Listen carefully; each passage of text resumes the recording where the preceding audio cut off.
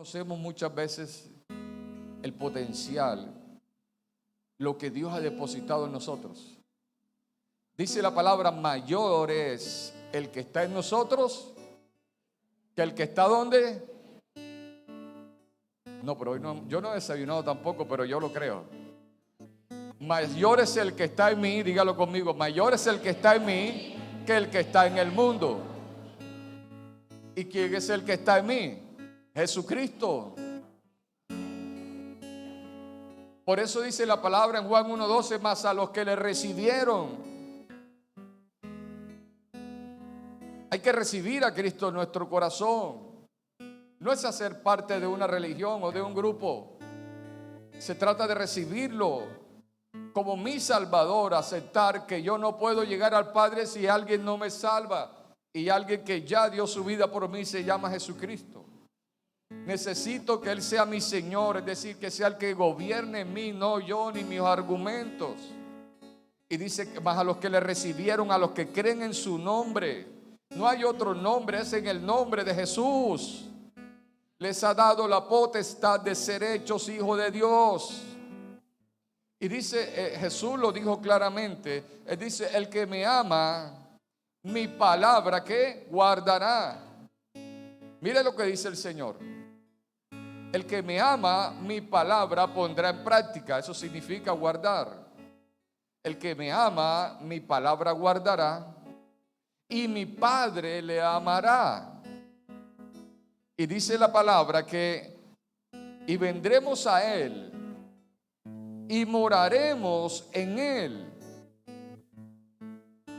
Mira esa promesa tremenda. El que ama a Dios, ama su palabra, ama ponerla en práctica. ¿Y qué recibimos de recompensa? Dice: mi Padre le amará. ¿Y qué sucede después? Dice: y vendremos a Él. ¿Quiénes vendrán? El Padre y el Hijo, que está diciendo, ¿no? Escuche bien este texto. Voy a ponerlo, Juan 14:23, que lo podamos ver más bien. No es el texto central de la enseñanza, pero necesitamos entrar porque no sabemos lo que tenemos. Dice: respondió Jesús y le dijo: el que me ama, mi palabra guardará. ¿Cuántos aman al Señor? Tiene que amar su palabra. Tiene que conocer su palabra, porque usted no puede amar lo que no conoce. Y tiene que vivir la palabra. El resultado es que mi Padre le amará. ¿Por qué le ama? Porque está respondiendo a la obediencia a lo que Él dijo. Y vendremos a Él. ¿Y qué? Y haremos morada con Él. Dios está diciendo que cuando tú me amas, me recibes y amas mi palabra, vengo a vivir contigo.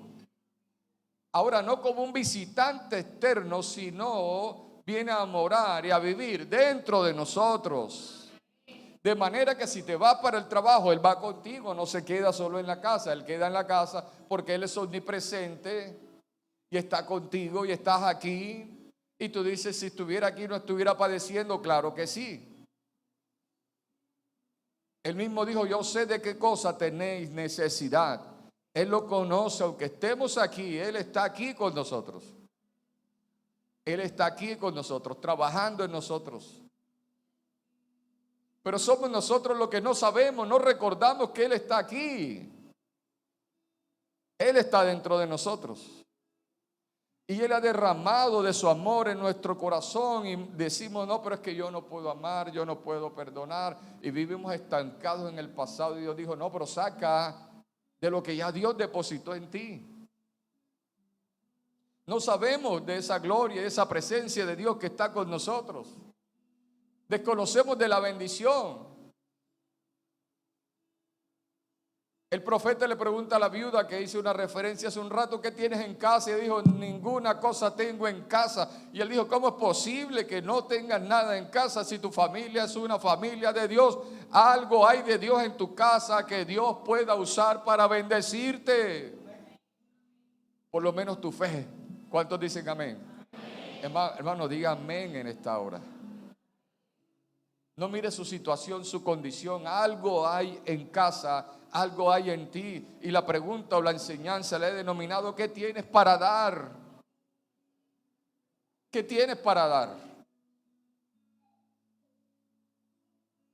El profeta Elías le dice a aquella mujer, la que hablé hace poco también, y le dice: mujer, tráeme agua. Y le dice: bueno, está bien, agua se le da a cualquiera. Y le dice: tráeme también una arepita bien chévere. Y ella le dice: no, hasta allá no alcanzo, porque tengo solo un poquito de harina y un poquito de aceite. Voy a hacer una arepita y me la voy a comer con mi hijo y nos vamos a echar a morir, porque no hay nada más. Y esa es nuestra mentalidad. ¿Qué tienes para dar? No tengo nada para dar. No tengo nada en casa. Déjame decirte que todo hombre y toda mujer de Dios tiene algo para dar. Porque no va a dar de lo de él, va a dar de lo de Dios. Yo quiero que le dé un aplauso al Rey de Reyes y Señor de Señores en esta mañana. Y Dios, dice la palabra en Filipenses 2 del 9 al 11, dice: por lo cual Dios, por la obediencia, dice, por lo cual Dios le exaltó hasta lo sumo a Jesucristo, le exaltó hasta lo sumo y le dio un nombre. Escucha bien, y le dio un nombre a Jesús, que es sobre todo nombre. No hay otro nombre por encima del de Jesús. El nombre de Jesús está por encima de nuestra necesidad. No, tú no me entendiste. Yo quiero que hoy me entienda lo que está en nosotros, quién está con nosotros. Y ese nombre poderoso, en el nombre poderoso de Jesús, que fue hasta lo sumo, es decir, que después de ahí no hay nada más. Él lo cubre todo. Todo está debajo de Él. Y Él está por encima de nuestra situación. Él puede tener el control, autoridad, dominio, recursos sobre todas las cosas. Está Jesús.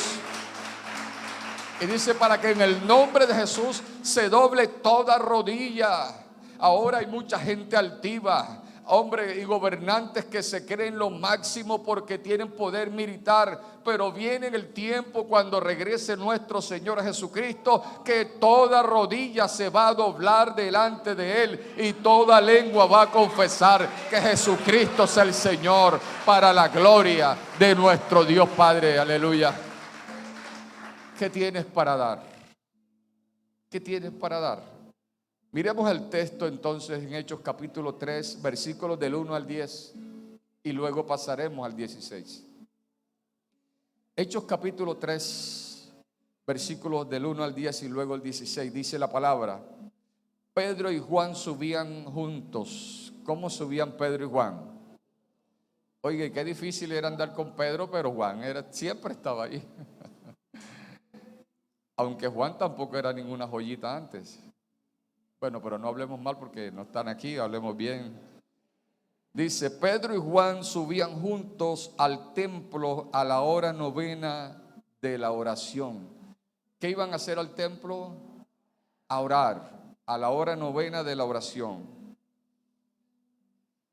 Y era traído un hombre cojo de nacimiento, a quien ponían cada día, miren muy bien, cada día a la puerta del templo, que se llamaba La Hermosa, para que pidiese limosna de los que entraban en el templo. ¿A qué lo ponían todos los días? A pedir limosna en la entrada del templo.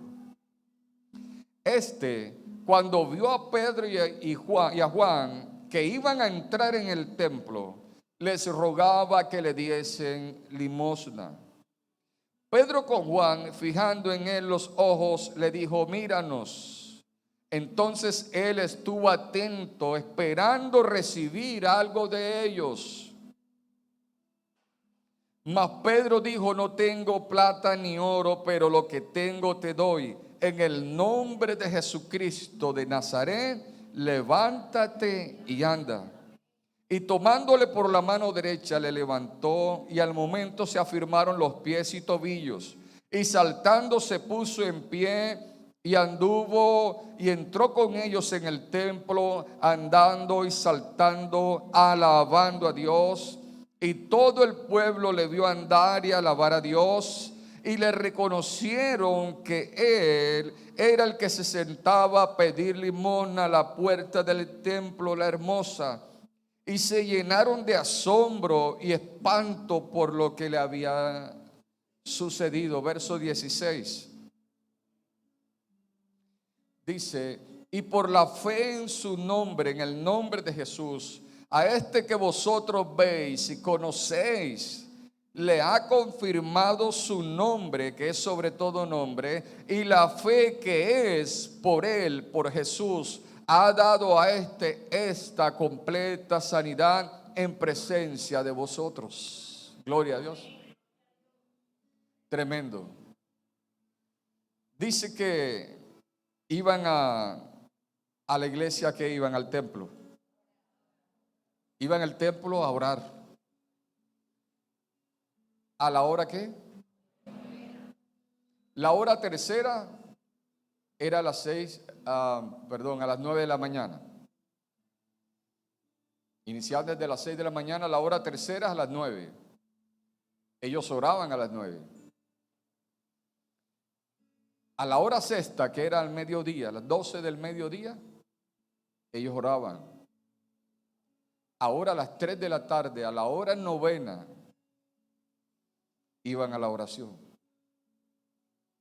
¿A cuál hora vienes tú? Aquí hay de oración desde las 6 de la mañana por Face Center hora. Y presencial hay a las 7, a las 8, a las 9, a las 10, a las 11. Ves a almorzar tranquilo. A las 5 hay otra vez. Y a las 6 otra vez. Hasta las 7 y aún después de 7. ¿A cuál hora vienes tú? No hay tiempo, ¿verdad? La importancia de la oración no es solamente llegar a hacer una oración, porque aún se puede llegar a hacer intercesión y estar lejos de Dios. Ellos lo que están haciendo es confirmando su comunión con Dios, su fe con Dios, su entrega a Dios. Porque podemos venir el domingo a la iglesia bien bonitos, en perfumados, pero podemos estar lejos de Dios.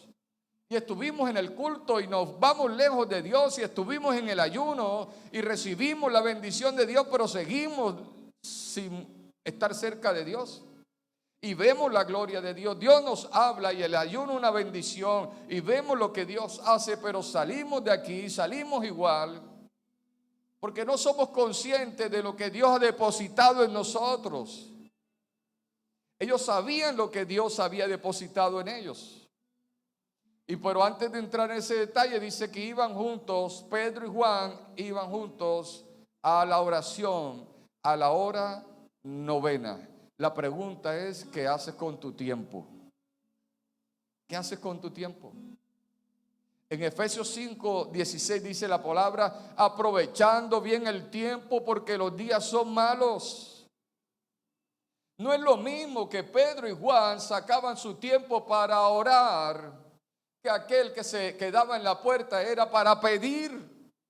No van a tener los mismos resultados el que se levanta a las 9, a las 10, a las 11 a pedir que le den comida, que aquel que madruga a tener un encuentro con Dios.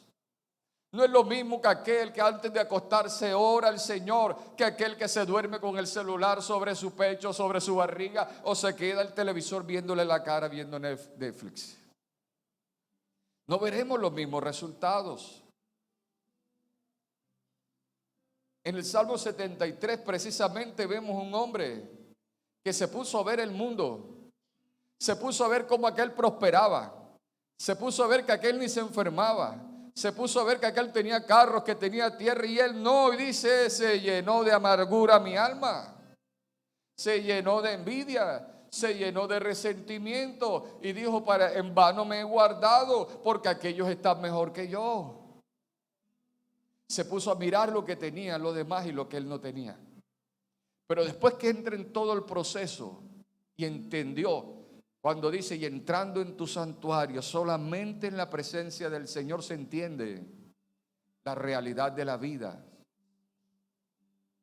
Solamente vemos nuestra realidad, nuestra condición y valoramos lo que tenemos y el Dios poderoso y el potencial que ha depositado en nosotros. Dice, el que se aleja de ti, luego él, mire cómo concluye, es el que se aleja de ti, perecerá. Mas a mí, el acercarme a Jehová me es el bien. Hoy se estaba muriendo porque él veía lo que otro tenía y él no lo tenía. Aquel no hace esfuerzo y todo le llega fácil, y a mí yo hago esfuerzo y no me llega nada. Pero después concluye y dice, Señor, ¿a quién tengo yo en los cielos sino a ti? Y fuera de ti, ¿qué? Nada deseo en la tierra. Se dio cuenta que tenía sus ojos allá y que lo mejor era poner sus ojos en el Dios Todopoderoso. Hermano, aprovecha el tiempo. Ama la palabra. Tienes un iPhone, gloria a Dios, pero tienes una Biblia, no sé. Consíguete también una buena Biblia. Saca tiempo de calidad para Dios, así sea en el día haciendo labores, pero ora con el Señor. Y se encuentran allí un hombre que estaba, dice la palabra, que estaba lisiado. Dependía de los demás porque dice que lo colocaban allí todos los días. Era un hombre ya adulto y todos los días de su vida dependiendo que otro lo pusiera ahí en la puerta. Y dice que vio a los apóstoles y esperaba recibir algo de ellos. Estaba estancado, no tenía futuro, estaba sobreviviendo. Pero Jesús dice que Él quiere que nosotros vivamos una vida y vida en abundancia. Dios quiere que vivas, no que sobrevivas. ¿Cuánto le dan gloria a Dios?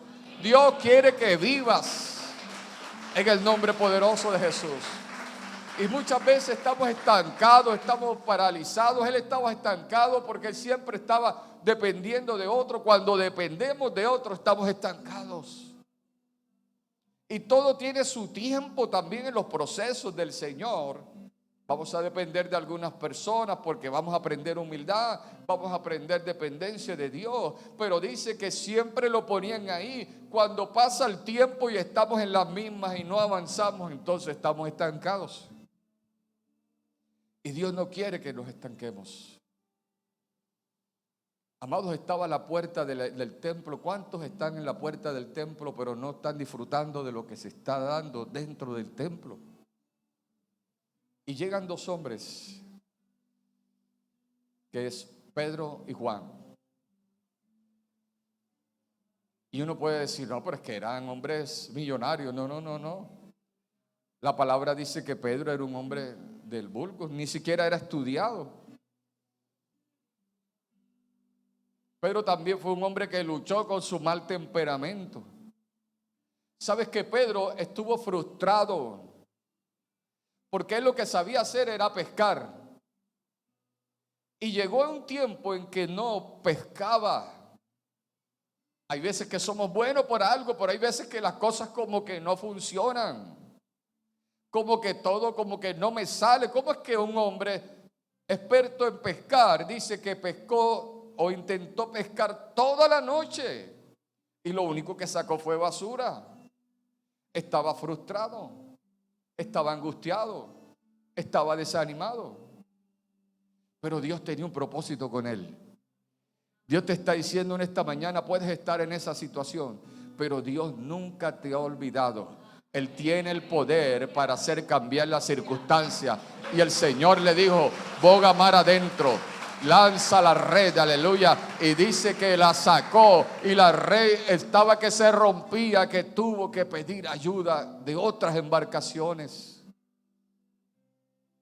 Él también vivió momentos difíciles, pero le creyó al Señor. Ahora entonces, él sabía lo que Dios había depositado en él. Dile, yo creo en esta mañana, dile, que mayor es el que está en mí que el que está en el mundo. Y el que está en el mundo, no, pero no lo diga ahora. El que está en el mundo siempre va a querer retarte, tumbarte, hacerte creer que no eres nada y como aquella viuda creer que este es el tiempo de tu muerte. Pero Dios te está diciendo esta mañana que es tiempo para creer y tiempo para activarse en la fe, en la palabra que Dios ha dicho. Y dice la palabra que aquel hombre extendió su mano y les pidió. Pero Pedro, conociendo, porque seguramente él lo había visto, porque Pedro no era la primera vez que llegaba al templo, sino que entendió, estaba conectado en esa conexión con Dios, sabiendo que Dios también tenía planes con aquel hombre que estaba allí paralizado durante tanto tiempo, dependiendo de la generosidad de los demás. Y él le dice: míranos. Él le llama la atención. Primero porque generalmente cuando nosotros vamos a dar así, toma, somos hasta despreciativos, ¿no? Toma, para quitarnos de encima a la persona. Y aquella persona no está pendiente a los ojos, sino al dinero. Y él le dice: mírame, me intereso por ti, para que a través de mis ojos veas el amor de Dios, veas la misericordia de Dios y sepas que no es por mí que soy bueno, sino por Dios que tiene misericordia. Y la palabra dice que aquel hombre los miró y dice que estaba atento. Mire, Dios no puede desatar un milagro en nuestras vidas si nosotros no estamos atentos. Yo no puedo esperar que Dios haga un milagro en mi vida en este día si yo no estoy atento a lo que Dios quiere hablar a mi vida. Porque la fe viene por el oír y el oír la palabra de Dios. Yo tengo que estar atento a las promesas que Dios tiene para mí. Nos distraemos entonces para hacer las cosas con nuestra fuerza y Pedro le dijo: míranos, no quiten la mirada de nosotros. Porque ya Pedro había experimentado algo. Recuerden cuando Pedro se encuentra con Jesús en el alta mar bueno, en la tormenta, perdón, estaban en la tormenta. Y tenían temor y creían que era un fantasma. Pero Pedro, como siempre osado, dijo: si eres Jesús, ordena entonces que yo salga de aquí de la barca y camine sobre el mar como tú. Que el hombre era tremendo. Yo creo que Dios agarrado ahí, ni hablo del susto, pero el hombre le habló y Jesús le dijo: ven. Y el hombre se lanza y cae y camina sobre el agua. Pedro caminó sobre el agua. Pero ¿qué dice la palabra? Que como había viento fuerte y olas, quitó su mirada de Jesús y se puso a mirar la tormenta y empezó a hundirse. Y Jesús lo regañó y le dijo: hombre de poca fe, ¿por qué dudaste? Pedro sabía que quitar la mirada de Jesús hace que empecemos a ver la tormenta, la circunstancia, la situación, y solo veremos que nos hundimos. Pero la palabra dice que puesto los ojos en Jesús, en el autor y consumador de la fe, y decirle: Señor, no voy a mirar mi situación, no voy a mirar lo que estoy pasando, voy a poner mis ojos en ti. Voy a mirar en ti, nada me va a desviar, amado, nada me desvía, creyendo que tengo uno que me sostiene. Dios te dice en esta mañana: no te vas a hundir, Dios te sacará a flote adelante, no quites su mirada en Él, no te amargues. Y Pedro le dice: mírame, míranos, no tengo ni plata ni oro. Tremendo. Uno esperando que le preste, que le regalen, y dice: no, yo estoy más limpio que tú mismo. Si quieres me das un ladito y nos sentamos los dos a pedir. Porque el negocio como que es bueno, porque lleva años en ese negocio. Satanás muchas veces nos mantiene allí con migajas para que nosotros creamos que esos son los recursos, para que nosotros nos quedemos estancados y no nos levantemos en Cristo Jesús.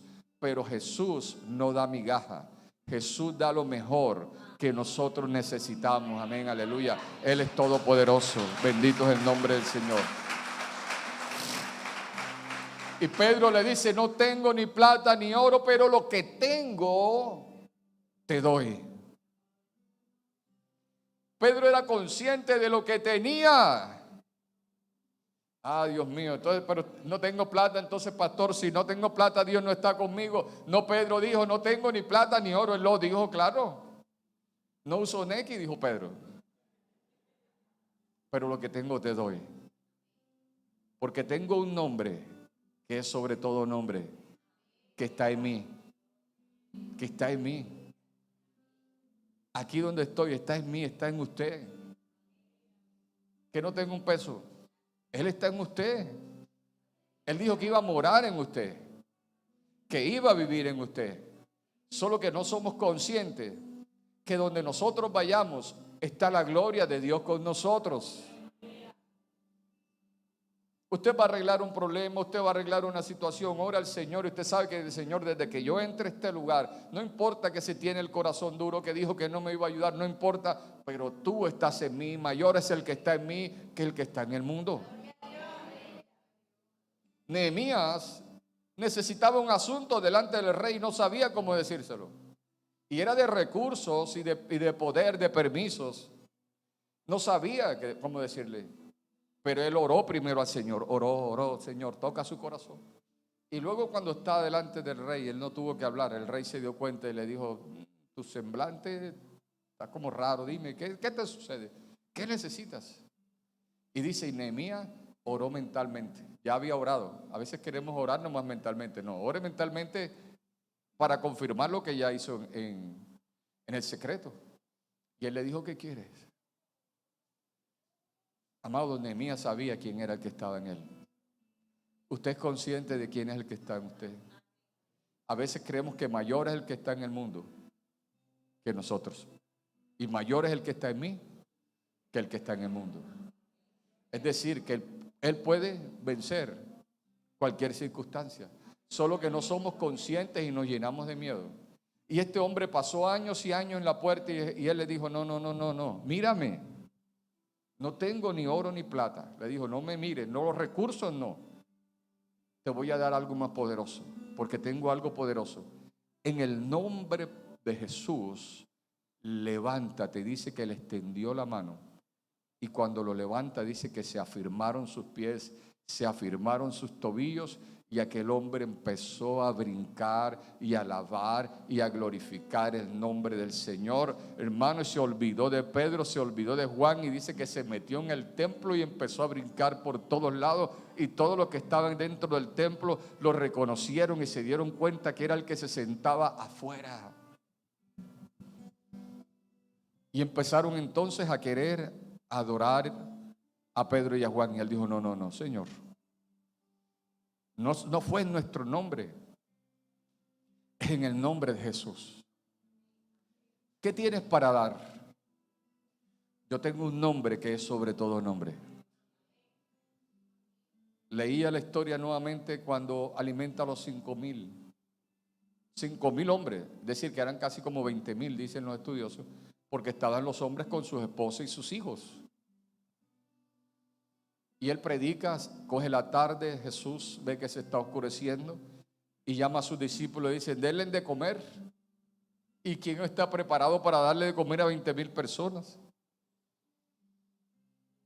Y hay una versión, hay una que dice, bueno, fueron, él les dijo, vayan y busquen, porque ellos le dijeron, ¿de dónde? No tenemos.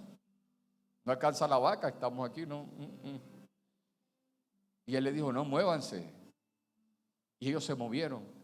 Y le traen y dice, no, mire, Jesús, lo único que encontramos es que un niño tiene allí 5 panes y 2 peces. En otra versión que leí ahorita en la palabra, él les pregunta, ¿qué tienen? Y él le dice, lo único que tenemos son 5 panes y 2 peces. Dice, lo cogió, lo bendijo y dijo, vayan y repartan. Eso es una locura, ¿no le parece? Usted tiene 5 panes y él le dice, alimente 20,000. Pero el Señor, como tú lo dices, Pedro dijo, en tu nombre, Señor, lo voy a hacer. Yo soy experto en pescar. Ya vengo cansado, con sueño, con todo. Pero si tú lo dices, en tu nombre voy a hacer la red. Voy a lanzar la red. Y dice también que salieron con los 5 panes y mientras repartían, se iban multiplicando y multiplicando los panes, se multiplicaban los peces, la gente comía y tanto comieron todos que quedaron sobrantes 12 cestas de pedazos de pan. Pero ellos tuvieron que activarse en fe. Aquel hombre estaba estancado en su lugar y él decía: mi futuro está en morir aquí, depender de lo que me dan, de estar pidiendo, de pelar la cara, de rogar si quieren, no me quieren, o si me menosprecian, porque eso hace mucha gente cuando nos ayudan, nos tratan, nos humillan. Y cuánto nos duele cuando nos humillan y nos dicen cosas y nos echan en cara lo que estás haciendo, y estás ahí porque yo te ayudo, pero si no me da la gana te vas a morir de hambre. No, déjeme decirle en algo, que hoy la palabra está hablando en nuestro corazón, porque esa palabra se activó y Dios le dijo: no vas a estar ahí para siempre, y Dios lo levantó. Aquellos hombres también con la cesta fueron en fe y se movieron. Dios te está diciendo en esta mañana: muévete en el nombre de Jesús, porque tienes un nombre que es sobre todo nombre, y no te quedarás ahí estancado. Vas a salir en el nombre de Jesús sin depender del hombre. Tú dependes del Dios de los cielos. Dependemos del Dios de los cielos. Dependemos del Dios de los cielos. Los hombres y las mujeres serán los recursos, los instrumentos que Dios usará, pero la gloria será de nuestro Dios. Y Dios quiere que en este día nosotros sepamos quién está en nosotros. Cuando te pregunta qué tienes para dar, usted no diga que no, te dice: yo tengo el poder de Dios en mi vida. Por eso dice la palabra que pondremos las manos sobre los que, sobre los enfermos, y ¿qué pasará? Pero es por el poder nuestro, no, por el poder que está en nosotros. Es más, dice: si alguien está enfermo, se lo lleven a quién, a los ancianos, pero no a los viejitos, sino a los maduros en fe. Y dice: la oración del justo puede mucho, pero sanará ¿qué? Y si hubiere cometido pecados, le serán perdonados. Porque la gloria de Dios está con nosotros. ¿Qué nos falta a nosotros activarnos? La palabra dice que si comiéramos cosas mortíferas no nos hará daño. Y nos llama a nosotros a orar y bendecir los alimentos y darle gracias a Dios. Y se nos olvida algo tan sencillo. Vemos la empanada y no, Señor, gracias por lo menos. Y si algo tuviera malo ahí, el Señor lo sanará en el nombre de Jesús. Porque el poder está en nosotros, solo que no somos conscientes del poder que Dios ha depositado en nuestras vidas. Cuando te digan: ¿qué tienes en casa? No, yo no tengo casa. No, sí tengo. Algo hay en la casa. Ahora que llegue a la casa, búsquelo. No, dígale al Señor: Señor, ¿qué tengo? Yo quiero ser un empresario. Y Dios te dice: mira, yo he depositado en ti en esto. Te he dado gracia, te he dado talentos, te he dado dones. Y el Señor se glorificará en nuestras vidas. Si tú lo crees, ponte sobre tus pies, vamos a orar.